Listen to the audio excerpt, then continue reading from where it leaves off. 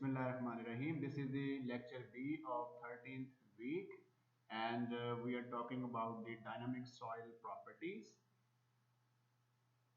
And to study the dynamic soil properties, it is very important to first of all learn about the basics of the stress strain curves and relationships. Those are established for different materials.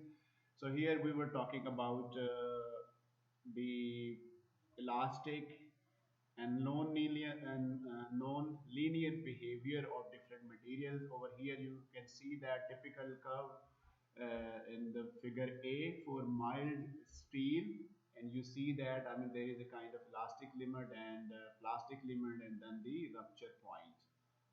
Okay, and in the B figure you see the non-linear elastic material. It means once you apply the load, the curve is going like this, and when you stop applying the load, the uh, the material will regain its original shape but following a different path, right?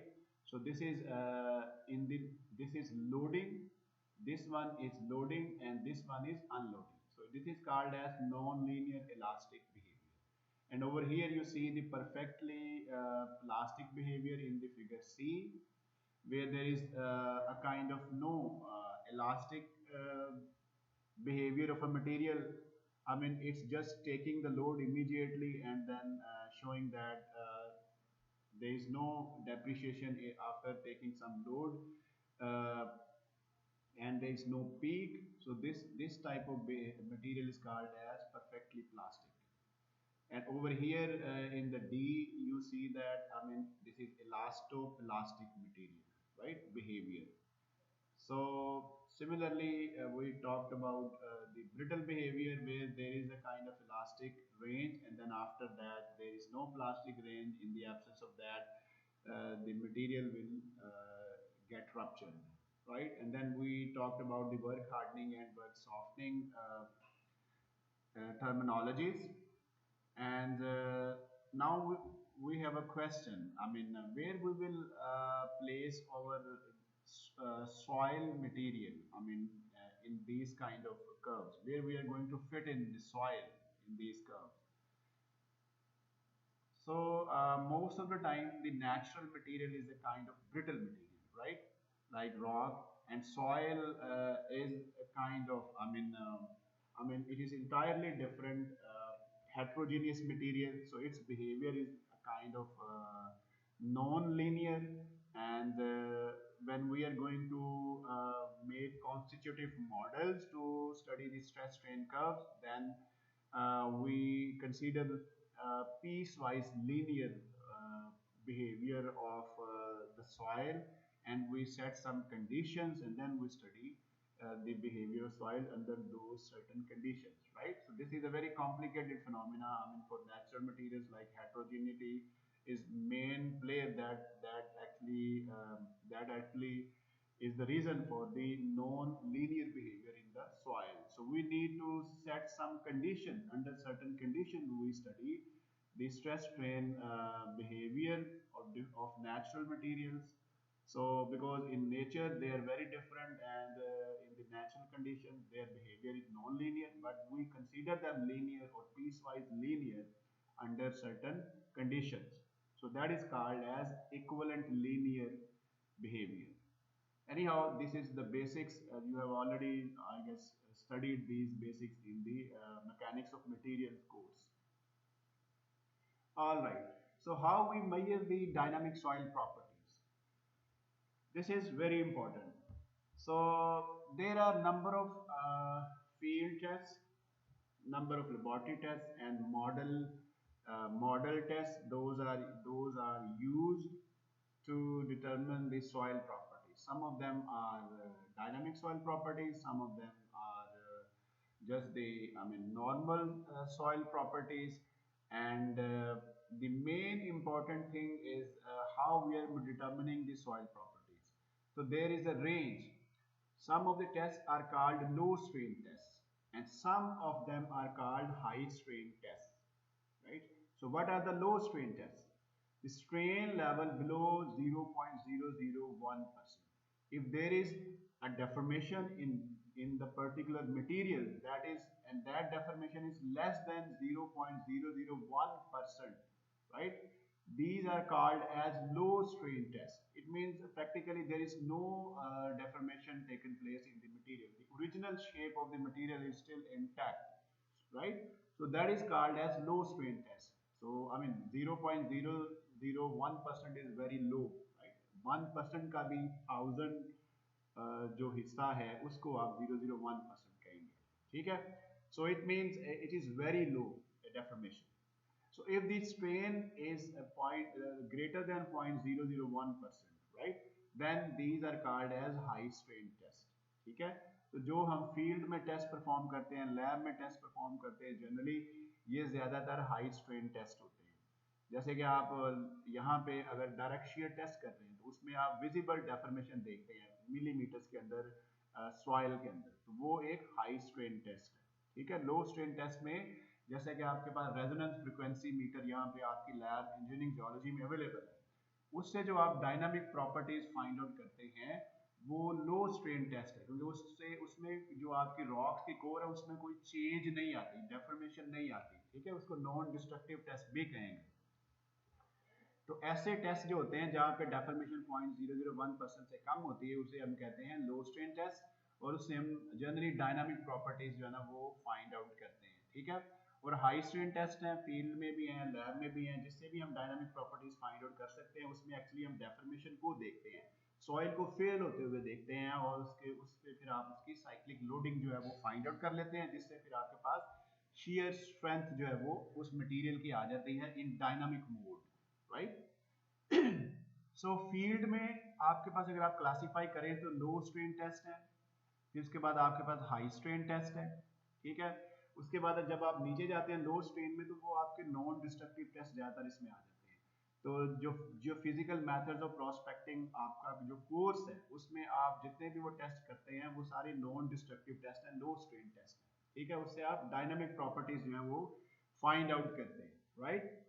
तो इसमें further sub division है, जैसे seismic surveys हैं, seismic refraction, seismic reflection, रेले wave SASW test है। फिर उसके बाद कुछ ऐसे हैं जो बोर होल मेथड्स हैं, ये है सरफस साइज्मिक में, सरफस के ऊपर इक्विपमेंट रखते हैं और उससे आप सर्वे रन करते हैं, जियोफिजिकल सर्वे, तो आपका जो है वो सरफस साइज्मिक सर्वे जिसको कहते हैं, ठीक है? तो जैसे रेजिस्टिविटी टेस्ट है वो भी आप करते हैं, ठीक है? उसके बाद आपका बोर होल में क्या है? Suspension logging. आप जैसे वेल लॉगिंग आपने सब्जेक्ट पढ़ा होगा, तो वेल लॉगिंग में जो आप करते हैं, ठीक है, उसमें भी आप इक्विपमेंट रन करते हैं तो वो आपका इक्विपमेंट मूव करता है नीचे ऊपर नीचे, तो उससे वो जो है वो आपकी सब सरफेस की जो प्रॉपर्टीज हैं डिफरेंट मटेरियल्स की वो आपके सामने आ जाती हैं, ठीक है? So we have then suspension logging, cross hole test, seismic down up hole test, seismic cone penetrometer, ठीक है? ये इस तरह के टेस्ट जो हैं, एटलीस्ट आपको ये जो टेस्ट हैं ये हम इसको हम डिटेल में यहाँ पे नहीं कर सकते, क्योंकि ये मॉडर्न टेस्ट हैं, थोड़े एडवांस टेस्ट हैं जो कि आप पोस्ट ग्रेजुएट क्लासेस में पढ़ेंगे, और इसके बारे में जो है वो आप इसको परफॉर्म भी कर सकते हैं, ठीक है? लेकिन यहाँ पे आपको इतना पता होना चाहिए कि हाई स्ट्रेन और लो स्ट्रेन टेस्ट जो है वो कौन कौन से हैं जो फील्ड में परफॉर्म किए जाते हैं और कौन से लैब्स के अंदर हैं, मॉडल्स कौन से होते हैं, तो एटलीस्ट आपको थोड़ा सा इसकी इंफॉर्मेशन, बेसिक इंफॉर्मेशन इस लेवल पे होनी चाहिए। हाई स्ट्रेन टेस्ट में जो आप फेमिलियर हैं उसमें सबसे पहले आता है SPT। SPT stands for standard penetration test, ठीक है? कि जिसमें आप सॉइल की जो बेरिंग कैपेसिटी फाइंड आउट करते हैं based on the number of blows, ठीक है? नंबर ऑफ ब्लोज आप 1 फीट जो है पेनिट्रेशन के लिए नंबर ऑफ ब्लोज लेते हैं, और आपको जनरली पता है कि 1 फीट पेनिट्रेशन जो है वो तो बहुत ज्यादा है। आप उसको कंपेयर, तो ये एक हाई स्ट्रेन टेस्ट है कि आप विजिबली स्ट्रेन रिड्यूस कर रहे हैं ग्राउंड के अंदर, आप उसको कंपैक्ट कर रहे हैं, ठीक है? तो 1 फीट के लिए जो नंबर ऑफ ब्लोज लगते हैं उसको आप नोट डाउन कर लेते हैं। तो जो सॉइल ज्यादा हार्ड होती है उस पर नंबर ऑफ ब्लोज ज्यादा लगेंगे, जो सॉफ्ट होती है उस पर नंबर ऑफ ब्लोज कम लगेंगे, ठीक है? तो SPT है। उसके अलावा बैकर हैमर टेस्ट है। बैकर हैमर टेस्ट जो है वो भी एक काइंड ऑफ SPT टेस्ट है, लेकिन बैकर हैमर जो है वो ग्रेवली सॉइल्स में आप करते हैं। जो SPT है वो सैंडी सॉइल्स, सिल्टी सॉइल्स में ज्यादा प्रेफरेबल होता है, लेकिन जो बैकर हैमर टेस्ट है वो आप ग्रेवली सॉइल में करते हैं, ठीक है, वो भी SPT ही है। उसके बाद कौन पेनिट्रोमीटर टेस्ट है, डायलैटोमीटर टेस्ट है, ठीक है, थोड़ी थोड़ी इसकी डिस्क्रिप्शन हम अभी पढ़ेंगे। उसके बाद प्रेशर मीटर टेस्ट है, ठीक है, ठीक है। तो ये इस तरह से आपके पास जो है वो डिफरेंट जो है वो ऑप्शंस अवेलेबल हैं फील्ड के अंदर हाई स्ट्रेन टेस्ट जो है उसको परफॉर्म करने के लिए, राइट। ना वी हैव लैब टेस्ट। अब इसमें से कई लैब टेस्ट आपने किए भी होंगे और कई जो है वो आपने पढ़े भी होंगे। तो लो स्ट्रेन टेस्ट जो है उसमें आपके पास रेजोनेंट कॉलम, ये आपने कभी नहीं इसका जिक्र नहीं सुना होगा। रेजोनेंट कॉलम है, अल्ट्रासोनिक पल्स टेस्ट है, बेंडर एलिमेंट टेस्ट है, ठीक है। तो रेजोनेंट कॉलम जो होता है इसमें सॉइल का कॉलम लिया जाता है, उसके उसमें ना उसकी जो नेचुरल पीरियड ऑफ वाइब्रेशन है उसके उसको सॉइल का डिटरमिन किया जाता है कि किसके ऊपर जाके रेजोनेंस होती है। आप इनपुट ग्राउंड मोशन देते हैं तो आउटपुट ग्राउंड मोशन जब वो उसके अंदर ग्राउंड मोशन जाती है तो फिर आप देखते हैं कहाँ पे जो एम्पलीफिकेशन मैक्सिमम होती है तो वो उसकी रेजोनेंस होती है, उस पर वो नेचुरल पीरियड ऑफ वाइब्रेशन उस सॉइल का हम पता कर लेते हैं, ठीक है। अल्ट्रासोनिक पल्स टेस्ट में क्या होता है कि आप अल्ट्रासोनिक वेव्स भेजते हैं किसी भी सॉइल स्पेसिमेन के अंदर और टाइम नोट करते हैं, लेंथ आपको सैंपल की पता होती है तो उससे आप वेलोसिटी फाइंड आउट कर सकते हैं। बेंडर एलिमेंट जो है वो इसमें भी सॉइल को बेंड करते हैं, उसको जो है वो बेंड करने में जितनी स्ट्रेंथ लगती है, मतलब वो जो जितनी फोर्स लगती है उसके हिसाब से वो उसकी जो है ना वो शियर मॉड्यूलस फाइंड आउट कर लेते हैं, ठीक है। सिमिलरली हाई स्ट्रेन टेस्ट, जो हाई स्ट्रेन टेस्ट है इसमें आपके पास cyclic triaxial test, cyclic direct shear test. जैसे आपके पास डायरेक्ट शीयर टेस्ट है सिंपल, तो ये साइक्लिक नहीं है, ये स्टैटिक है, ठीक है। तो साइक्लिक मीन उसमें आप रिपीटेडली वो लोड लगाते हैं डायरेक्ट शीयर टेस्ट के अंदर। तो ये मॉडर्न टेस्ट है, एडवांस टेस्ट है, हमारे पास ये टेक्नोलॉजी नहीं है, लेकिन ये टेक्नोलॉजी बाकी दुनिया में यूज हो रही है। तो एटलीस्ट हमें पता होना चाहिए कि cyclic triaxial test, cyclic direct shear test और साइक्लिक टॉर्शनल शीयर स्ट्रेस, ये इस तरह के टेस्ट होते हैं। आप गूगल में इंफॉर्मेशन अवेलेबल है, यूट्यूब के अंदर इसकी वीडियोस अवेलेबल है, तो आप वहां से इसको देख सकते हैं, इसकी डेमोन्स्ट्रेशन देख सकते हैं, ठीक है। तो दीज आर वेरी इंपॉर्टेंट है। जब अगर आपने डायनामिक सॉइल प्रॉपर्टीज में आगे अपनी रिसर्च को लेकर जाना है या आपने एडवांस स्टडी करनी है तो फिर आपको ये चीजें जो है वो इसका हैंड्स ऑन एक्सपीरियंस होना बहुत जरूरी है, right. Then we have models. Models का मतलब ये है कि आप सॉइल के मॉडल्स प्रिपेयर करें, राइट, कि जिस मटेरियल के आपने, एक तो ये कि आप टेस्ट करें, उसका सैंपल ले लेते हैं, एक होता है प्रोटोटाइप्स प्रोड्यूस करेंगे। लेट्स सपोज कि आप जैसे बिल्डिंग है, बिल्डिंग आप पूरी की पूरी बिल्डिंग को आप टेस्ट नहीं कर सकते, आप उसके मटेरियल्स को टेस्ट करके बिल्डिंग बनाते हैं। तो ये भी होता है कि आप प्रोटोटाइप्स बनाएं, प्रोटोटाइप्स में आप छोटे मॉडल बना के बिल्डिंग के उसके अंदर वही मटेरियल यूज करें, उसको उसी तरह से जो है ना वो टेस्टिंग करें उसकी, उसको उसको शेक करें बिल्डिंग को, तो उससे आपको अंदाजा हो जाएगा कि एक्चुअल बिल्डिंग कैसे परफॉर्म करेगी, ठीक है। तो ये मॉडलिंग होती है, इसको कहते हैं मॉडलिंग। आप मॉडल्स बनाते हैं, मॉडल्स की बेस के ऊपर भी टेस्टिंग होती है, ठीक है। आप प्रॉपर्टीज को मेजर करते हैं सॉइल की। उसमें सबसे इंपॉर्टेंट है शेकिंग टेबल, या इसको शेक टेबल भी कहते हैं। This is really important thing, earthquake के हवाले से shaking table is very important. जैसे कि नाम ये प्रेजेंट कर रहा है कि आप, ये एक टेबल होता है, एक प्लेटफॉर्म होता है, ठीक है। इसके नीचे जो होता है वो मोटर लगी होती है जो कि ना एक्सेलरोमीटर कह सकते हैं उसे। वो जो एक्सेलरोमीटर है वो एक्सेलरेशन प्रोड्यूस करता है जिससे वो टेबल मूव करता है, टेबल शेक करता है, मूव नहीं करता, शेक करता है, मतलब उसमें शेकिंग होती है, जैसे वाइब्रेशन।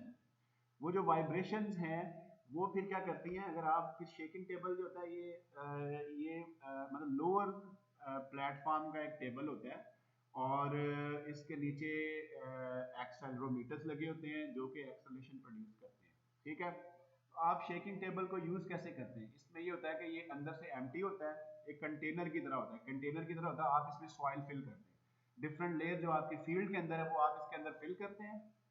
मतलब इसको आप ये समझ लें कि आपके पास ये एक कंटेनर है, आप इसके अंदर पहले सॉइल को फिल करें, ठीक है। ये आप सॉइल फिल कर रहे हैं, डिफरेंट लेयर्स उसकी फिल हो गई और नीचे इसके जो है ना वो इस तरह से जो है ना वो एक्सेलरोमीटर होता है, ये इसकी फाउंडेशन है, ठीक है। प्रॉपर इसकी फाउंडेशन का डिजाइन होता है, ठीक है। उस फाउंडेशन के ऊपर फिर आपने इसको लगाया होता है, यहाँ पे एक्सेलरोमीटर है, सेंसर्स लगे होते हैं और ये आपकी सॉइल है, ठीक है। ये सॉइल के ऊपर फिर आप एक स्ट्रक्चर बनाते हैं, उसकी फाउंडेशन प्रॉपरली डिजाइन करते हैं। ये लैब टेस्टिंग का एक मॉडल है, ठीक है। उसके बाद लेट्स सपोज आपने बिल्डिंग बनानी है, बिल्डिंग जो है ना उसकी आप यहाँ पे करेंगे, एक स्ट्रक्चर बनाएंगे, उसके बाद आप क्या करेंगे, then you will apply some acceleration, you will apply some acceleration, base acceleration. वो बेस एक्सेलरेशन जो है ना वो मूव करके बिल्डिंग में जाएगा, then you can note down the behaviour of the building, ठीक है। So this is how you can prepare the prototype of your structure, and also you provide some layers of soil underneath of that structure in the shaking table, and you apply some shaking, ठीक है, of shaking with some known acceleration of that shaking, और उसके बाद आप structure का behaviour note करते हैं, ठीक है। तो इससे आपको जो है ना, इसको आप मॉडल्स भी कहते हैं, मतलब ये प्रोटोटाइप मॉडल्स हैं जिसको आप ये देखते हैं कि अर्थक्वेक मोशन कितनी यहाँ पे, ये जो एनालिसिस आप करते हैं किसी भी पर्टिकुलर एरिया में हैजर्ड एनालिसिस, वहां से आपको पता चल जाता है कि यहाँ पे अगर आप ऐसा स्ट्रक्चर बनाएंगे तो उसको कितना एक्सेलरेशन ग्राउंड से लग सकता है मैक्सिमम अर्थक्वेक हैपनिंग में, ठीक है। तो वो जो स्ट्रॉन्ग ग्राउंड मोशन है, डिजाइन ग्राउंड मोशन जो है, उसके बेस के ऊपर फिर आप ये जो आपके पास शेकिंग टेबल है उसमें आप देते हैं वो एक्सेलरेशन की वाइब्रेशन, और उससे बिहेवियर नोट करते हैं, ठीक है। और आप इसको एक्सपेरिमेंट के तौर पे भी यूज कर सकते हैं कि आप एक्सेलरेशन, डिफरेंट एक्सेलरेशन के ऊपर भी आप बिहेवियर देख सकते हैं स्ट्रक्चर्स का, जो किस तरह बिहेव करेंगे। आप लीकी फ्रैक्शन को भी स्टडी कर सकते हैं, आप इस सॉइल के अंदर पानी डाल दें और उसके बाद देखेंगे वो जब शेकिंग होती है तो पानी किस तरह से उस सॉइल को लिक्विफाई करता है, ठीक है। तो ये सारी इस तरह के जो मॉडल्स हैं वो आप स्टडी कर, उसकी बेस के ऊपर भी आप सॉइल की प्रॉपर्टीज को स्टडी कर सकते हैं। और ये जो मॉडल स्टडी है ये ज्यादा एक्यूरेट है मेरे ख्याल में, क्योंकि बाकी टेस्ट में तो आप सिर्फ सैंपल लेते हैं उसको टेस्ट करते हैं, लेकिन यहाँ पे आप एक्चुअली प्रोटोटाइप बना के उसको टेस्ट करते हैं। सिविल इंजीनियरिंग आपका जो डिपार्टमेंट है इसमें ये शेकिंग टेबल अवेलेबल है, वहाँ पे स्ट्रक्चरल इंजीनियरिंग लैब मेरे ख्याल में उसकी कोई लैब है, स्ट्रेंथ ऑफ मटेरियल मेरे ख्याल में लैब, उसके अंदर ये पड़ा हुआ है। तो किसी वक्त आप गुजरते हुए वहाँ पे देख भी सकते हैं शेकिंग टेबल को, ठीक है। किसी से आप लैब में पूछ सकते हैं कि शेकिंग टेबल का जो फ्रेम है वो कहाँ पड़ा हुआ है, तो आप देख सकते हैं अनफॉर्चुनेटली वो फंक्शनल नहीं है क्योंकि इन लोगों ने इसको चलाया ही नहीं है, तो वो उसी तरह से पड़ा हुआ है और उसकी रिपेयर पे काफ़ी ज़्यादा खर्चा आएगा, क्योंकि वो उसको इन्होंने कभी भी एक्सपेरिमेंटल स्टडी में उस तरीके से इफेक्टिवली यूज नहीं हुआ, तो वैसे ही पड़ा हुआ है unfortunately. Any how this is one of the type of modelling जिसमें आप अर्थक्वेक मोशन को जो है वो इंड्यूस करते हैं स्ट्रक्चर्स में, सॉइल में इंड्यूस करते हैं और उसका बिहेवियर नोट करते हैं, उसका रिस्पॉन्स स्पेक्ट्रा ड्रॉ करते हैं, ठीक है। तो ये शेकिंग टेबल से आप कर सकते हैं, शेकिंग टेबल आपने याद रखना है, ठीक है। इसके अलावा सेंट्रीफ्यूज भी एक टेक्निक है, सेंट्रीफ्यूज टेक्निक के थ्रू भी आप जो है वो स्टडी कर सकते हैं डिफरेंट मटेरियल्स की प्रॉपर्टीज को। उसके अलावा आपके पास जो है वो क्या कहते हैं उसे, फील्ड ऑब्जर्वेशंस इंस्ट्रूमेंटेड साइट्स, आप फील्ड ऑब्जर्वेशंस जो है वो क्या कहते हैं उसे, कि किसी साइट के ऊपर जो है वो आप इंस्ट्रूमेंट्स इंस्टॉल कर दें, इंस्ट्रूमेंटेशन की बेस के ऊपर भी आप एक्चुअल जो मूवमेंट हो रही है सॉइल में, ठीक है, उसको आप नोट कर सकते हैं, डेफॉर्मेशन को नोट कर सकते हैं, उसको मॉनिटर कर सकते हैं इंस्ट्रूमेंटेशन के थ्रू भी, राइट। जैसे स्लोप मूवमेंट है तो आप इंक्लाइनोमीटर लगा देंगे, इसी तरह से सेटलमेंट हो रही है तो वहां पे भी आप ऐसे सेंसर लगाएंगे जिससे आप बिल्डिंग की सेटलमेंट को देख सकते हैं, डेफॉर्मेशन को देख सकते हैं, ठीक है। तो ये आपकी इंस्ट्रूमेंटेशन जो है उसके थ्रू भी आप जो है वो फील्ड में जो होने वाली मूवमेंट्स है एक्चुअली जो ग्राउंड के अंदर, उसको भी आप नोट कर सकते हैं, right. So here we are talking about the overview of the different laboratory field and model tests. Those are available, or the equipment available for performing the for performing different tests to find out the basic soil properties and also the dynamic soil properties, right? So this table is very important. ये आपको अगर कोई question है तो आप पूछ सकते हैं। So if you classify the geophysical methods, ठीक है, जैसे कि इसके अंदर आपने देखा कि ये जो जियोफिजिकल मेथड्स हैं यहाँ पे जो है, ठीक है, तो वो आपके पास फील्ड में भी है, लेबोरेटरी में भी है। जियोफिजिकल मेथड्स में आपके पास रेजिस्टिविटी है, ठीक है, उसके बाद आपके पास अदर जियोफिजिकल मेथड्स हैं ब्रॉडर टर्म में, और उसके बाद आपके पास क्या कहते हैं ये फील्ड मेथड में अदर इन सिचू टेस्ट। तो रेजिस्टिविटी है, रेजिस्टिविटी है उससे आप लिक्विफेक्शन भी फाइंड आउट कर सकते हैं। फिर उसके बाद साइज्मिक है, रेजिस्टिविटी मीटर आपके पास अवेलेबल है लैब में, आपने शायद इसको यूज भी किया हो जियोफिजिकल जो आपका कोर्स है उसके अंदर। इसी तरह से साइज्मिक के भी इक्विपमेंट आपके पास अवेलेबल है। तो अभी हमारे जीएमडी साहब डॉक्टर गुलाम मोहिउद्दीन साहब जो हमारे बहुत ही ज़बरदस्त डेडिकेटेड टीचर हैं, ये हमारे डिपार्टमेंट के, ये पीएचडी करने कनाडा गए हुए थे, ठीक है। अब ये कनाडा से आगे हुए हैं अल्हम्दुलिल्लाह, और ये इनको जियोफिजिकल जो इक्विपमेंट है उसके ऊपर काफ़ी मतलब इन्होंने यूज़ किया हुआ फील्ड के अंदर भी, ठीक है। तो इनका जो बैकग्राउंड है वो ऑयल एंड गैस एक्सप्लोरेशन का बैकग्राउंड है।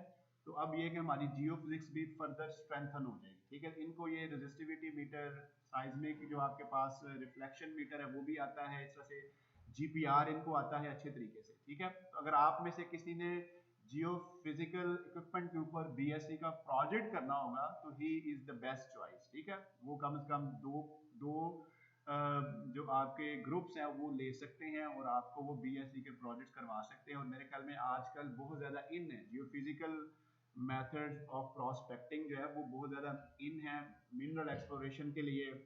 और उसके अलावा जो है ना वो जियो फिजिकल जो जियो टेक्निकल इन्वेस्टिगेशन है उसके लिए भी यूज़ होते हैं। तो हमारे पास एक्सपर्ट्स बहुत कम हैं, ठीक है।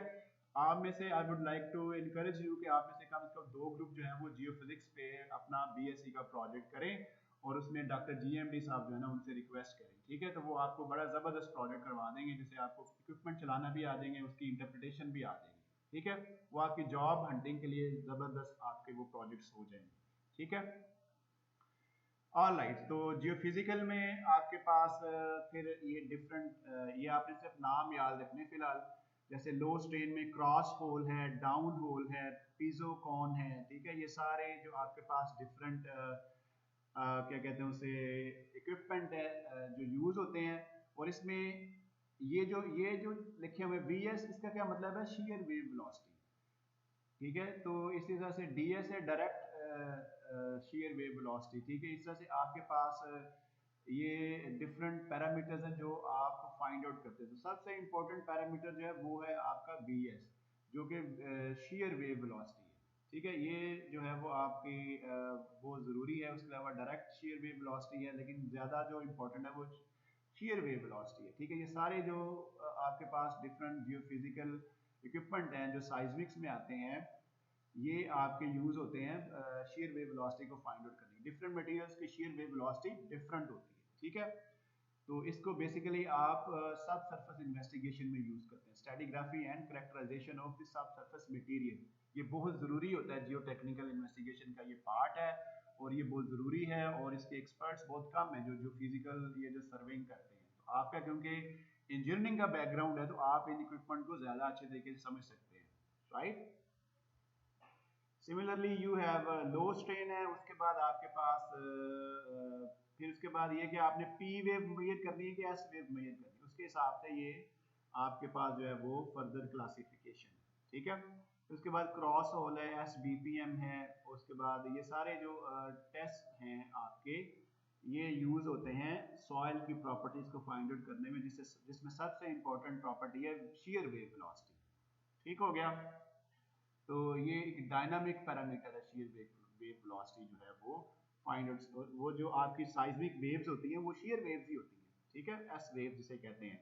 या आपकी जो सरफेस वेव्स में जो शेयर वेव्स होती हैं लव वेव्स, तो ये सारी शेयर वेव्स की टाइप है और ये आपकी फील्ड के अंदर और लैब के अंदर आप इनको डिटर्मिन करते हैं, ठीक है। तो इसमें अगर कोई क्वेश्चन हो तो you are very welcome to ask. Seismic reflection test कैसे करते हैं, ये अब इसकी डिटेल जो है वो आप इसकी शायद आपने पढ़ ली हुई, अगर आपका सब्जेक्ट ये कवर हो गया है तो उसमें आप क्या करते हैं कि वेव एक भेजते हैं नीचे, और उसके बाद जैसे जैसे डिफरेंट लेयर्स होती हैं, डिफरेंट लेयर से वो वेव टकराती है। जैसे ये लेयर 1 है तो यहाँ से टकरा के ये वापस जाएगी, तो आप क्या करेंगे इसकी थिकनेस फाइंड आउट कर लेंगे, ठीक है। तो ट्रेवल टाइम एक्चुअली आप नोट करते हैं, थिकनेस आपके वेलोसिटी आपके पास ऑलरेडी इसकी जो वेव्स आप सेंड करते हैं उसकी होती है, उसकी बेस के ऊपर आपके पास जो है वो वेव्स की थिकनेस आ जाती है, ठीक है।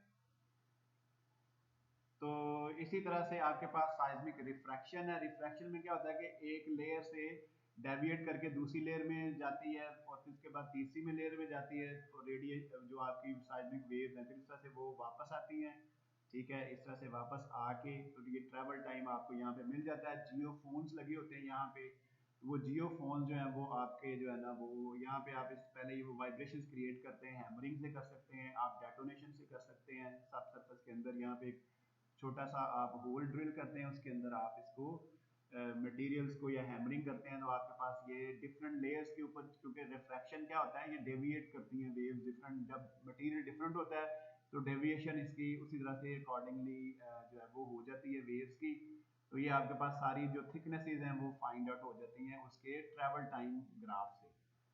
ये देखें, ये ट्रैवल टाइम आपका ग्राफ है, ये देखें ये एक थिकनेस है, ये दूसरी थिकनेस है, ये तीसरी थिकनेस है, और वेलोसिटी आपको बताएगी कि ये मटेरियल कौन सा है। ठीक है, तो ये इसकी बड़ी ब्रीफ डिस्क्रिप्शन मैंने यहाँ पे दी है। तो लेकिन जो आपका जो physical methods of prospecting kind of course जो है आपका, शायद आप इसी सेमेस्टर में वो पढ़ भी रहे हैं।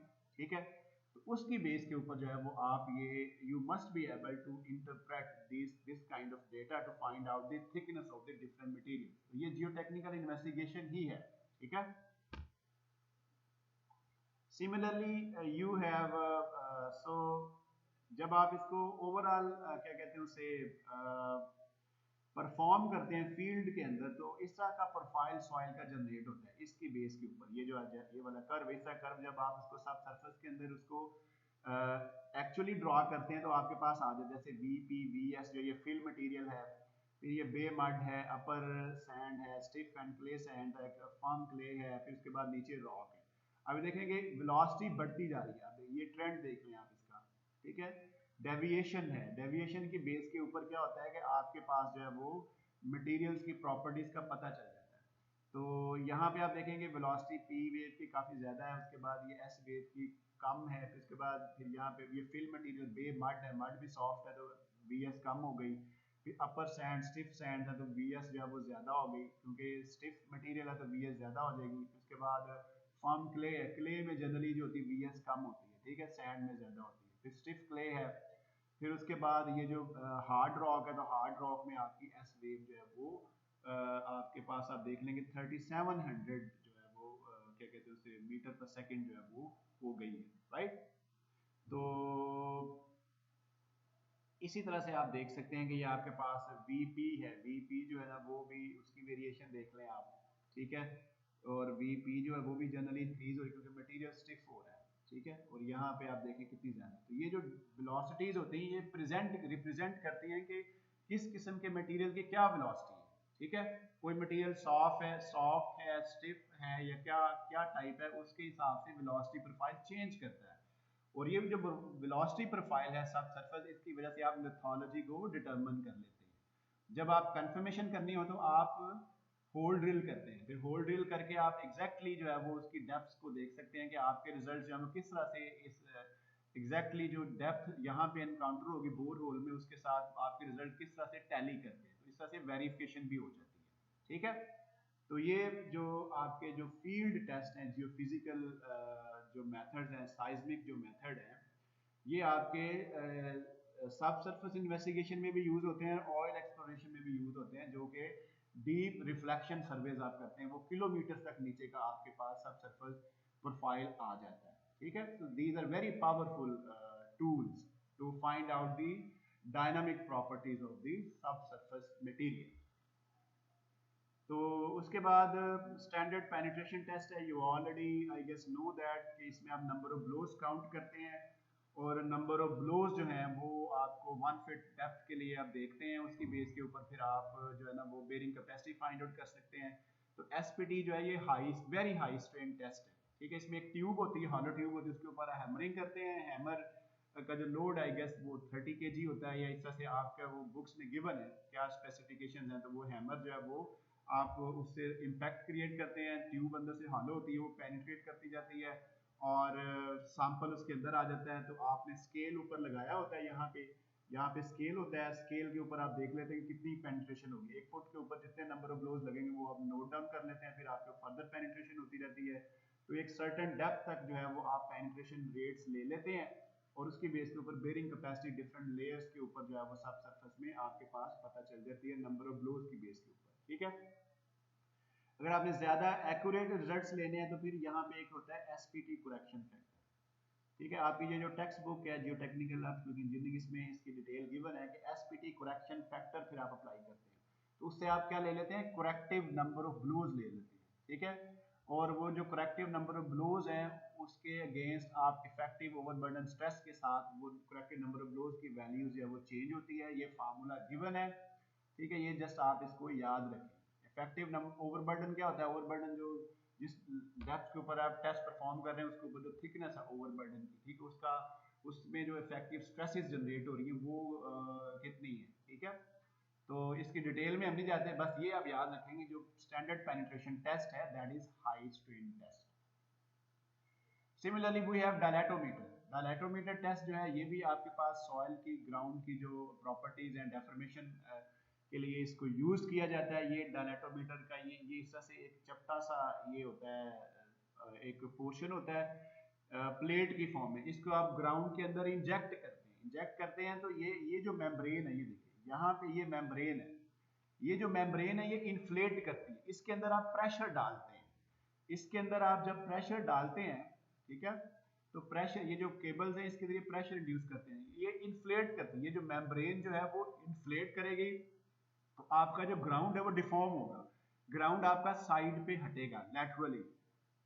उससे आप क्या करेंगे, लैटरल जो फोर्स है, जो लैटरल आपकी जो एक्टिव अर्थ प्रेशर है जनरली उसको आप फाइंड आउट करते हैं इस तरह के डायलेटोमीटर टेस्ट के साथ। ठीक है, ये भी फील्ड में यूज होता है, सिविल इंजीनियरिंग डिपार्टमेंट उनके पास ये डायलेटोमीटर है, तो रिक्वेस्ट करने पे शायद आप देख भी सकते हैं। ठीक है, तो डायलेटोमीटर जो है वो वॉल्स के ऊपर स्ट्रेस डालता है, ये देखिए ये जो वॉल है इसके ऊपर स्ट्रेस डलती है, ये इस तरह से नीचे जाता है, तो ये नीचे इस तरह से इंसर्ट करते हैं आप इसको, और वॉल्स के ऊपर इसकी स्ट्रेसेस लगती हैं, वो जो स्ट्रेसेस जो हैं वो उसको आप मेजर करते हैं कि कितना प्रेशर आपने दिया तो सॉइल कितनी डिफॉर्म होगी, कितने मिलीमीटर सॉइल डिफॉर्म होगी। ठीक है, तो इस तरीके से आप क्या करते हैं, मेजर क्या करते हैं, lift off pressure P naught, और फिर आपके पास pressure at 1.1 millimetre, deformation that is called as P1। तो इस तरह से डिफरेंट फार्मूलाज होते हैं और उसको आप यूज करते हुए material index ID find out कर सकते हैं, horizontal stress index KD find कर सकते हैं, डायलेटोमीटर इंडेक्स ED फाइंड कर सकते हैं, और अनड्रेन्ड शियर स्ट्रेंथ OCR आप फाइंड आउट कर सकते हैं, right. So these are the different type of correlations those you can develop for a particular material based on this test। ठीक हो गया। Similarly you have cross hole test, ये seismic method है। Cross hole का मतलब ये है कि एक होल आपने ड्रिल किया और उसके अंदर आपने मटेरियल को डेटोनेट कर दिया, ठीक है, उससे वाइब्रेशंस क्रिएट की, वो जो वाइब्रेशंस हैं एक और होल ड्रिल करेंगे, वहां पे आपने रिसीवर रखा हुआ है, तो आप देखेंगे कि वो एक आपको पता है डिस्टेंस कितना है, उसके हिसाब से आप ट्रेवल टाइम फाइंड आउट कर लेंगे।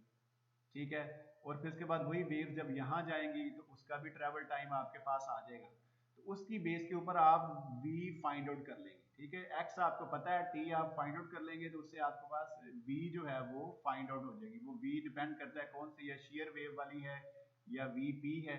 ठीक है, तो इसे कहते हैं क्रॉस होल टेस्ट, कि एक होल के अंदर आपने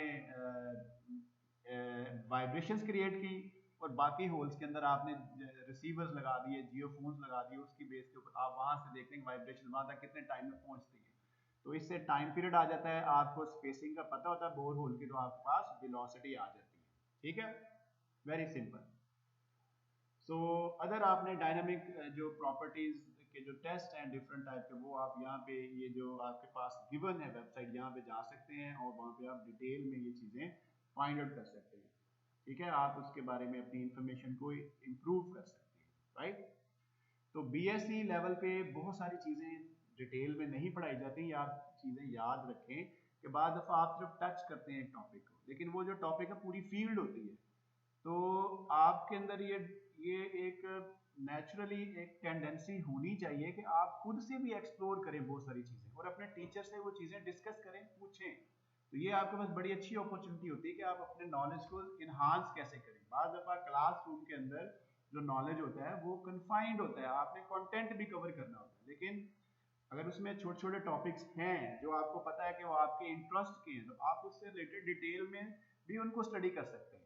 ठीक है, तो उसके लिए मतलब होल वर्ल्ड इज ओपन, आपके पास गूगल हर जगह पे है, यूट्यूब पे बहुत सारी चीज़ें अवेलेबल हैं, तो आप अपने नॉलेज को बहुत सारे तरीकों से एनहांस कर सकते हैं। I would like to encourage you to go to the website those I have mentioned during this course, right? उस पे जाएं, अपने नॉलेज को इन्हांस करें, नोट्स लें, इंपॉर्टेंट चीजें अपने पास रखें, राइट? तो ये आपके फर्दर आपकी प्रोफेशनल ग्रोथ के लिए इंपॉर्टेंट है, राइट? सिमिलरली लैब टेस्ट की तरफ आते हैं। तो लैब टेस्ट में आपके पास जो है ना वो जैसे कि सिंपल अदर टेस्ट है आपके पास, ठीक है, वो आप परफॉर्म करते हैं। उसके अलावा जैसे वही ये उसी टेबल को हम एक्सपैंड कर रहे हैं, ये जो आपने टेबल अभी डिस्कस किया था उसी को आप एक्सपैंड करेंगे। फील्ड में कौन से हैं, लैब में कौन से हैं, मॉडलिंग कौन सी है, ठीक है, उसकी थोड़ी सी डिस्कशन हम यहाँ पे कर रहे हैं, राइट? तो लैब टेस्ट में आपके पास जो है वो जैसे डायरेक्ट शियर टेस्ट है, डायनामिक डायरेक्ट शियर टेस्ट है, ट्राईएक्सियल डायरेक्ट शियर टेस्ट है। उसके बाद आपके पास ये रेजोनेंस फ्रीक्वेंसी मीटर जो यहाँ पे पड़ा हुआ आपकी इंजीनियरिंग जियोलॉजी की लैब के अंदर है, ये है। इस तरह से पंडित टेस्ट है, अल्ट्रासोनिक पल्स टेस्ट है, इस तरह से बहुत सारे टेस्ट हैं जो हम यूज करते हैं डायनामिक सॉइल प्रॉपर्टीज को फाइंड आउट करने के लिए। कुछ इसमें हाई स्ट्रेन है, कुछ इसमें लो स्ट्रेन है। तो जैसे ये अल्ट्रासोनिक पल्स टेस्ट है, तो ये पंडित टेस्ट एक है जो कि माइनिंग इंजीनियरिंग लैब में पड़ा हुआ है। उससे आप रॉक या जो सॉइल है, सॉरी रॉक की जो कोर्स है उसके ऊपर जो है वो आप डायनामिक प्रॉपर्टीज फाइंड आउट करते हैं। उससे पी जो पी वेव है उसकी वेलोसिटी को फाइंड आउट करते हैं, क्योंकि वो जो इसमें क्या होता है कि लेंथ ऑफ द सैंपल आपको पता होती है, ठीक है, और उसके बाद टी आप फाइंड आउट कर लेते हैं और आपके पास वेलोसिटी आ जाती है, ठीक है। तो इसी तरह सॉइल के ऊपर जो है वो अल्ट्रासोनिक पल्स टेस्ट भी होते हैं, ठीक है। तो उसमें क्या होता है कि आपके पास जो है वो क्या कहते हैं उसे ट्रांसड्यूसर्स यूज होते हैं। वो ट्रांसड्यूसर जो है वो आपके सैंपल के अंदर क्या करते हैं कि वेव्स जनरेट करते हैं। वेव जो है वो फिर एक टाइम पे जाके आप उसका उसकी जो है क्या कहते हैं उसे ट्रैवल, सैंपल की लेंथ आपको पता होती है, उसकी बेस के ऊपर आप क्या करते हैं, आप उसका ट्रैवल टाइम फाइंड आउट कर लेते हैं और आपके पास जो है वो इस तरीके से वेव्स का जो है वो क्या कहते हैं उसे ये सिग्नेचर आ जाता है, seismic waves and then definitely. तो ये इस तरह से सॉफ्टवेयर अवेलेबल होते हैं जिसके ऊपर आपके पास आ जाती है कि पी वेव जैसे ये वेलोसिटी है, ये कितनी है, मटेरियल क्या है, डेप्थ क्या है, बहुत सारी प्रॉपर्टीज आप वहाँ से इनडायरेक्टली भी फाइंड आउट कर सकते हैं, ठीक है। तो ये इस तरह से आपके पास जो भी ऐसे जो इंस्ट्रूमेंट होते हैं उसके साथ एक डिजिटल कंप्यूटर, जो कंप्यूटर डिजिटल स्क्रीन होती है, ठीक है, उसके साथ आपके वो सेंसर्स लगे होते हैं और कंप्यूटर होता है जिसकी स्क्रीन के ऊपर आप वेरिएशंस देख सकते हैं कि कितनी वेलोसिटी जो है वो मटेरियल के अंदर प्रोड्यूस हो रही है।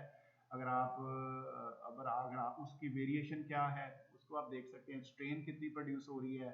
अगर किसी जगह पे क्रैक्स हैं तो वो आइडेंटिफाई हो जाएंगे, मतलब मटेरियल की जो प्रॉपर्टी है वो भी फाइंड आउट कर लेंगे आप। जैसे यहाँ पे कोई क्रैक है तो यहाँ पे वो आपकी वेव्स ब्रेक कर जाएंगी या अटेनुएट हो जाएंगी, ठीक है, ये इस तरह से।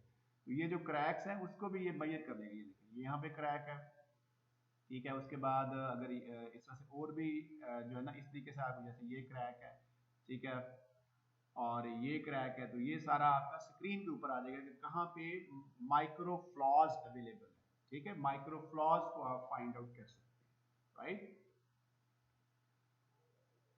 ऑलराइट, इसी तरह साइक्लिक ट्राइएक्सियल टेस्ट होता है, ये हाई स्ट्रेन टेस्ट है, ठीक है। ये वाला जो था ये लो स्ट्रेन टेस्ट है, ये क्या है, लो स्ट्रेन टेस्ट, ठीक है। ये ट्राइएक्सियल टेस्ट में क्योंकि ये स्ट्रेन आप काफी ज्यादा इंड्यूस करते हैं, ये सैंपल है आपका, ठीक है, इसमें फिर आप लोड कितना दे रहे हैं, उसका एक्सेलरेशन क्या है, वाइब्रेशंस कितनी है, वो सारा कुछ आप जो है वो मतलब इसका सेटअप सारा उसी ट्राइएक्सियल टेस्ट की तरह ही होता है जैसे कि एक टिपिकल सॉइल के लिए ट्राइएक्सियल टेस्ट होता है जिसमें सिग्मा 1 और सिग्मा 3 देते हैं आप, ठीक है। अगर सिग्मा 3 जीरो हो जाएगी तो कौन सा वो टेस्ट बन जाता है, यूसीएस बन जाता है, ठीक है, यूसीएस अनकन्फाइंड कंप्रेशन टेस्ट, उसमें कन्फाइनमेंट नहीं होती। तो ट्राइएक्सियल में सिग्मा 3 की कोई ना कोई वैल्यू होती है। तो यहाँ पे आप क्या करते हैं कि आप साइक्लिक में क्या करते हैं कि साइक्लिक स्ट्रेस अप्लाई करते हैं। ये देखिए इसकी कोई फ्रिक्वेंसी भी होती है, प्रैक्टिकल फ्रिक्वेंसी आप दे देते हैं, उसके ऊपर फिर आप एक्सियल साइक्लिक स्ट्रेस जो है वो देते हैं सैंपल के अंदर और उसके बाद उसका फेलियर जो है वो नोट करते हैं और इस तरह से आपके पास डायनामिक शियर स्ट्रेंथ जो है वो मटेरियल की आप उसको फाइंड आउट कर लेते हैं, ठीक है, एस्टिमेट कर लेते हैं। मॉडल टेस्ट में जैसे हमने पहले डिस्कस किया कि मॉडल टेस्ट में शेकिंग टेबल है, ठीक है, जैसे ये आपके पास है तो ये काइंड ऑफ शेकिंग टेबल है, ठीक है, जिसके ऊपर आप फिर आप मोड ऑफ जो फॉर्म जो आपके पास मोशन है वो भी आप एडजस्ट कर सकते हैं। आप इसमें हॉरिजॉन्टल मोशन दे रहे हैं या वर्टिकल मोशन दे रहे हैं या आप दोनों ही दे रहे हैं, ठीक है। तो ये सारी चीजें मतलब किस डायरेक्शन में दे रहे हैं, ठीक है, उसके हिसाब से जो है वो आप मोशन दे के तो स्ट्रक्चर का रिस्पॉन्स फाइंड आउट कर सकते हैं। ठीक हो गया। ये देखें, ये शेकिंग टेबल की बेस आप देखें, ये इसके अंदर एक प्रॉपर थिकनेस है, ठीक है। उसके अंदर आप सॉइल को डालें, लेस डालें, उसके ऊपर आप बिल्डिंग खड़ी कर दें, ठीक है, मतलब जो प्रोटोटाइप है उसकी बेस के ऊपर आप उसकी प्रॉपर्टीज को फाइंड आउट कर सकते हैं। ठीक हो गया। सो लिक्विफैक्शन के लिए मतलब good to learn liquefaction post earthquake settlement, foundation response and lateral earth pressures. तो ये इस तरह की स्टडीज को करने के लिए जब आप डिटेल कोई मेगा प्रोजेक्ट होता है तो फिर आप ये वाली स्टडीज भी परफॉर्म करते हैं, ये जरूरी हो जाती है। जैसे कोई डैम्स है तो डैम्स के लिए भी आप शेकिंग टेबल से, अगर वो किसी अर्थक्वेक प्रोन एरिया में है तो शेकिंग टेबल से आप उसका प्रोटोटाइप बना के उसकी स्टडी कर सकते हैं, right. All right. So what test should I use? Now question arises, what test I should I use? अब आपने एक घर बनाना है, एक छोटी सी बिल्डिंग बनानी है, तो ज़ाहिर है ये टेस्ट करने की जरूरत नहीं है। और अगर आपने बड़ी बिल्डिंग बनानी है, कोई इंफ्रास्ट्रक्चर प्रोजेक्ट है, फिर आपने देखना है कि कौन कौन से टेस्ट आप कर सकते हैं, कौन कौन से टेस्ट आपके लिए इकोनॉमिकल भी हैं, right. So it depends on the problem, static और डायनामिक, आई मीन कि वो अर्थक्वेक प्रोन एरिया है या नहीं है, level of strain expected, material being strain, ठीक है। ये सारी प्रॉपर्टीज की बेस के ऊपर आप बताते हैं कि कौन सा टेस्ट करना है या कितने टेस्ट करने हैं, एक से ज्यादा टेस्ट भी आप कर सकते हैं। So applicability of this test, applicability का मतलब ये कि कौन कौन से टेस्ट किस किस लेवल के स्ट्रेन में आते हैं। जैसे रेजोनेंट कॉलम टेस्ट जो है वो इस लेवल की स्ट्रेन में आता है, रेजोनेंट कॉलम हॉलो स्पेसिमेन ये इस लेवल की स्ट्रेन में आता है, ये स्ट्रेन इस तरफ जो है इंक्रीज हो रही है, ठीक है, शीयर स्ट्रेन। ये ट्रेवल टाइम वाला जो है जैसे क्रॉस होल है या जो आपके जो है ना वो साइज्मिक रिफ्लेक्शन या रिफ्रैक्शन है वो है। फिर उसके बाद आपके पास जैसे ये साइक्लिक ट्राइएक्सियल है, इसमें स्ट्रेन ज्यादा हो रही है, ये हाई स्ट्रेन में आते हैं, ठीक है। तो स्ट्रॉन्ग ग्राउंड अर्थक्वेक शेकिंग के लिए ये यूज होते हैं, ठीक है। मशीन फाउंडेशन के लिए ये यूज होते हैं कि मशीन फाउंडेशन में जो है मशीन जब वाइब्रेट करेगी तो वो क्या करेगी, मटेरियल को मतलब शीयर स्ट्रेंथ को डिस्टर्ब नहीं करेगी मटेरियल की, ठीक है। वो वाइब्रेट कर रही है, नीचे फाउंडेशन भी ठीक है, ठीक है। तो उसके हिसाब से फिर वहां पे हमने low destructive non destructive test perform करते हैं ताकि क्योंकि वो बहुत ज्यादा इम्पैक्ट क्रिएट नहीं करते फाउंडेशन के ऊपर, ठीक है। अगर आपने उसको प्रॉपरली फाउंडेशन डिजाइन की हुई है, फाउंडेशन को टाई अप किया हुआ मशीन की सब सरफेस के साथ, तो वहां पे इतना ज्यादा डैमेज प्रोड्यूस नहीं होगा, क्योंकि वो अर्थक्वेक तो नहीं है। लेकिन जहाँ पे अर्थक्वेक आ जाता है इट मींस तो बहुत ज्यादा एनर्जी है, एक्सेलेरेशन बहुत ज्यादा, फिर वहां पे आप ट्राइएक्सियल साइक्लिक डायरेक्ट शीयर टेस्ट जो है वो भी करते हैं, ठीक है। तो ये एप्लीकेबिलिटी है इन टेस्ट की, यहाँ पे ये देखें। तो टॉर्शनल एंड न्यूक्लियर एक्सप्लोजन के लिए क्योंकि ये हाई स्ट्रेन टेस्ट है, तो ये जहाँ पे अर्थक्वेक आ जाता है वहाँ पे आप स्ट्रॉन्ग ग्राउंड शेकिंग के लिए cyclic triaxial, cyclic direct shear test और इस तरह की वो मतलब जो और मॉडल स्टडी है, शेकिंग टेबल है, उसको आप जो है वो वहाँ पे क्या कहते हैं उससे उसको वो वाले टेस्ट परफॉर्म करके तो एक्चुअल जो बिहेवियर है उसका जो मटेरियल का in those kind of conditions उसको आप एस्टिमेट करते हैं, right. So this is the same thing. अब इसको शीयर मॉडुलस की फॉर्म में लिखा गया, इसको शीयर मॉडुलस भी आप कहते हैं। शीयर मॉडुलस जो है वो जब आप डिटरमिन करते हैं, तो जैसे जो फिजिकल टेस्ट है जब आप करते हैं तो वो सबसे ज्यादा होता है सेम काइंड ऑफ मटेरियल का। लेकिन जब आप उसको प्रेशर मीटर टेस्ट देते हैं या डीएमटी देते हैं तो शीयर मॉडुलस कम हो जाते हैं इनिशियल जो। उसके बाद आपके पास जैसे स्टैंडर्ड पेनिट्रेशन टेस्ट है तो इसमें शीयर मॉडुलस और कम हो जाता है क्योंकि इसमें शीयर स्ट्रेन बढ़ती जा रही है, ठीक है। अब एक और क्वेश्चन मैं यहाँ पे पूछ रहा हूँ कि यहाँ पे मटेरियल एक ही है लेकिन शीयर स्ट्रेंथ उसकी डिक्रीज करती जा रही है with by increasing the amount of the shear strain, ठीक है। तो अब आपने मुझे ये बताना है कि ये ऐसे क्यों हो रहा है, ठीक है। शीयर मॉडुलस किसी एक मटेरियल का डिक्रीज क्यों कर रहा है, तो जहाँ जैसे जियोफिजिकल मेथड से आप करेंगे तो शीयर मॉडुलस की वैल्यू ये आएगी, लेकिन जब आप ये वाला मेथड करेंगे तो शीयर मॉडुलस ये आएगा, ये यहाँ पे इसका ये आएगा, और ये जब आप पेनिट्रेशन टेस्ट करेंगे तो फिर शीयर मॉडुलस सबसे कम आएगा। मटेरियल एक है लेकिन उसका शीयर मॉडुलस वेरी कर रहा है, ये क्यों कर रहा है, ठीक है। इसका आपने आंसर मुझे देना है कि shear modulus एक ही मटेरियल का वेरी क्यों करता है। ठीक हो गया? तो दिस इज द क्वेश्चन। तो आज मैंने 2 क्वेश्चन आपसे पूछे, इसका आपने जवाब मुझे देना।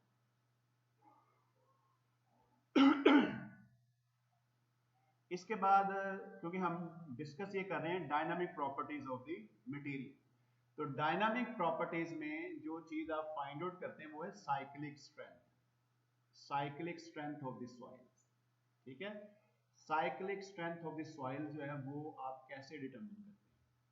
Strength after cyclic loading divided by original strength.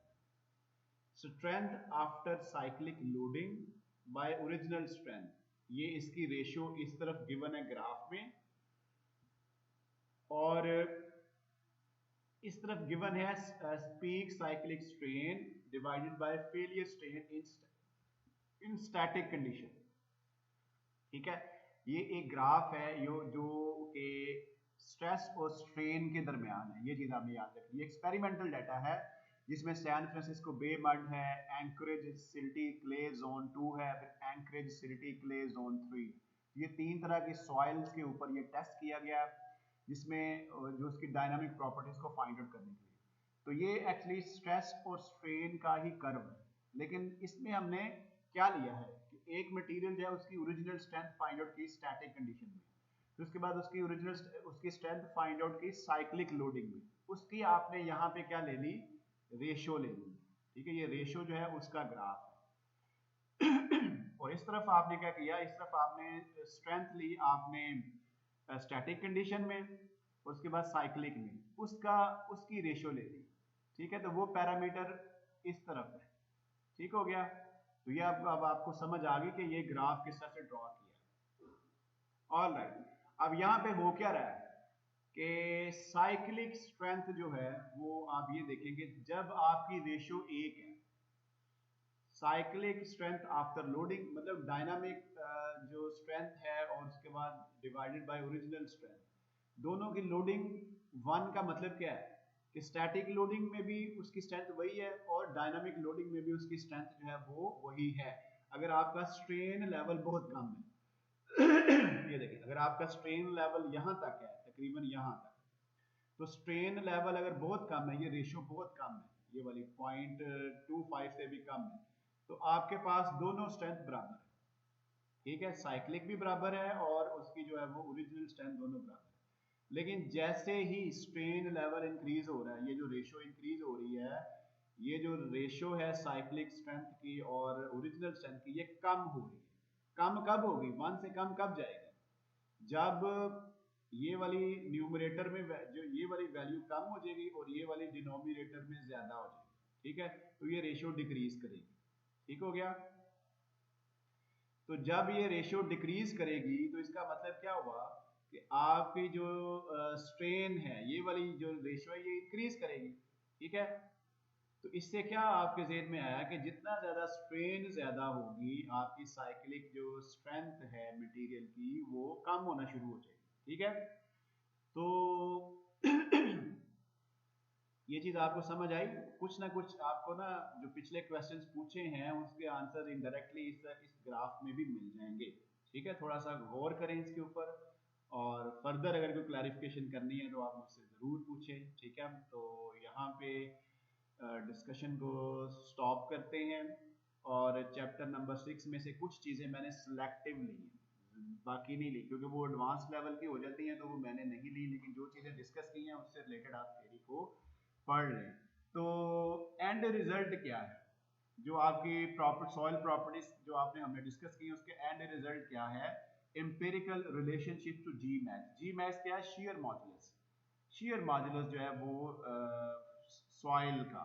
ठीक है, उसके अब ये डिफरेंट टेस्ट के साथ रिलेशनशिप, ये देखिए जैसे एसपीटी टेस्ट है तो जी मैक्स का इसके साथ रिलेशनशिप सैंड्स के लिए, ये अब कहाँ पे एप्लीकेबल है, रेफरेंसेस किन जो टेक्निकल इंजीनियर्स ने इसको जो है वो क्या कहते हैं इसको फॉर्मुलेट किया है सीपीटी के साथ, सीपीटी टेस्ट परफॉर्म करते हैं तो ये फॉर्मूला है। ठीक है, ये क्वाड सैंड्स के लिए। उसके बाद आपके पास जी मैक्स जो है, उसके बाद आपका ये आपका क्ले के लिए भी है, सैंड के लिए भी है और क्ले के लिए भी है। ठीक है, ये जो जी मैक्स आपने फाइंड करना है सीपीटी से। DMT क्या है? डायलेटोमीटर टेस्ट। इससे आप सैंड्स के लिए ये फार्मूलाज हैं बेस्ड ऑन डिफरेंट अप्रोचेस, ठीक है। सिमिलरली आपके पास PMT प्रेशर मीटर टेस्ट के साथ सैंड, ज्यादातर ये सैंड्स के लिए है, क्ले के लिए बहुत कम है, क्योंकि क्ले का जो बिहेवियर है थोड़ा डिफरेंट होता है। तो सैंड्स के लिए ज्यादातर ये टेस्ट जो है वो एप्लीकेबल है shear मॉड्यूलस को फाइंड आउट करने के लिए। ठीक हो गया। So that's all for today's lecture. Hopefully you got some benefit out of it. This is more technical, ठीक है। पिछले जो लेक्चर थे वो ज्यादातर आपके साइंटिफिक थे, साइंटिफिक नॉलेज के बारे में थे, जो कि आपकी जैसे साइज्मोलॉजी के बारे में थे, ठीक है। अब यहाँ पे जो है ये टेक्निकल नॉलेज है जो आपके इंजीनियरिंग बैकग्राउंड की बेस के ऊपर आपको ये जो है ना आप इसको स्टडी करेंगे और आपको इसकी ज्यादा समझ भी आनी चाहिए, ठीक है। So you are very welcome to ask any question if you have, and that's all for today's for this week. So अच्छा, एक और बात जो मैंने आपसे डिस्कस करनी थी वो ये थी कि जो आपको मैंने असाइनमेंट दी थी वो आज आपने जो CEP आज आपने सबमिट नहीं करनी। मैं आपको एक वीक और दे रहा हूँ, लेकिन उसको थोड़ा सा मॉडिफाई करके मैं आपको दे रहा हूँ। उसमें कुछ क्वेश्चंस मैंने ऐड करने थे जो नहीं ऐड किए, तो वो मैं आज इंशाल्लाह शाम तक उसको अपलोड कर दूंगा। तो ये आपने जहन में रखना है कि आपने पिछली वाली असाइनमेंट जमा नहीं करानी, आपने मॉडिफाइड जो असाइनमेंट है वो जमा करानी है जो आपकी CEP है, ठीक है। तो आज मैं उसका लेटेस्ट वर्जन जो पिछली वाली एग्जाम पर जो CEP है उसका मैं आज अपलोड कर दूंगा। उसकी बेस के ऊपर आपने जो है वो सबमिशन करनी है, ठीक है। Thank you very much.